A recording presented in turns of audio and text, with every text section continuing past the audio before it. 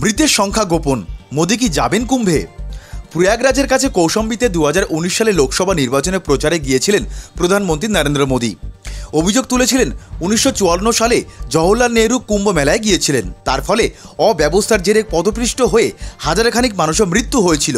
সেই খবর 5-6 দশক ধরে চেপে রাখা হয়েছিল যাতে নেহরু ভাবমূর্তিতে দাগ না পড়ে। আজ খোদ মোদী সরকার এবং উত্তরপ্রদেশের যোগী আদিত্যনাথের সরকারের বিরুদ্ধে কুম্ভ মেলায় পদপিষ্ট হয়ে মৃতদের আসল সংখ্যা ধামাচাপা দেওয়ার অভিযোগ তুললেন বিরোধীদের অভিযোগ, ভিভিআইপিদের বাড়তি সুবিধা দিতে গিয়ে সাধারণ মানুষকে আটকানোর ফলেই হুড়োহুড়িতে এই ঘটনা ঘটেছে। আগামী 5ই ফেব্রুয়ারি দিল্লির ভোট গ্রহণের দিন। মাঘ মাসের অষ্টমী তিথিতে কুম্ভ স্নান করার কথা মোদির, কিন্তু গতকালের দুর্ঘটনার পরে প্রধানমন্ত্রী এখন আর কুম্ভে যান কিনা তা রাজনৈতিক শিবির দেখতে চাইছে। বিজেপি সূত্রে খবর, এখনও পর্যন্ত প্রধানমন্ত্রী প্রয়াগরাজ সফর বাতিল হয়নি।